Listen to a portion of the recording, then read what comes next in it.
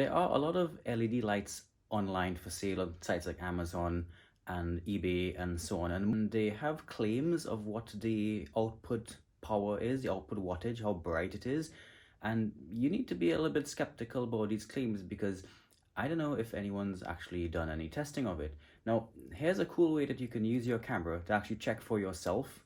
As you can see here, I have two LED lights which I've got from Amazon, and I want to see which one is actually brighter, and I will share the ratings on the respective Amazon page for both of these lights.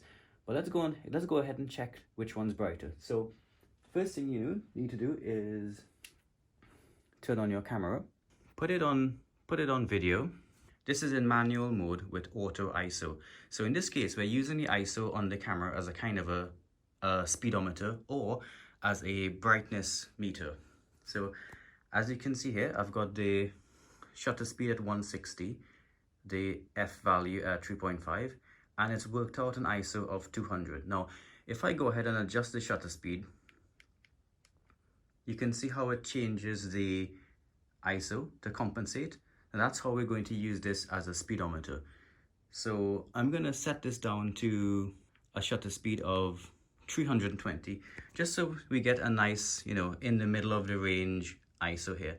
So you can see with this light on, the camera is selecting an ISO of 400, and that is like that's like a level, that's like an indicator of the brightness. Although it's not in like brightness units like lumens or whatever, it's an indication. So what I'm going to do is now swap. So I'm going to turn this one off and turn this one on and see what changes. So first turn that one off and then turn this one on. And without changing any settings of the camera, you can see that this camera has chosen to use a higher ISO. So it's gone up to 620.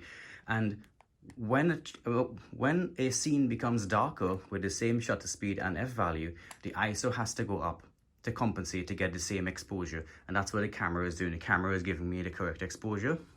So what that's telling me is that this light is not as bright as this one, and you can see it sometimes, but it can be a little bit hard to tell. But this is a good way to tell which one's brighter. So just to make this repeatable, I'll turn this one back off. Just remember that was giving me an ISO of 640.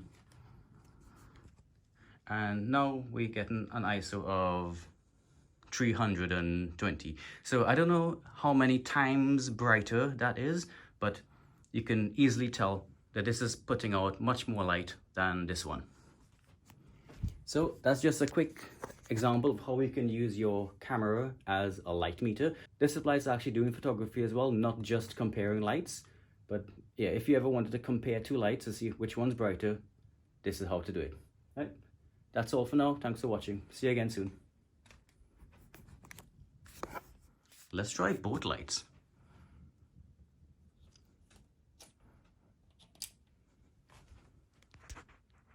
Yeah, it's going on to 250 now. Okay, cool. Cheers, bye.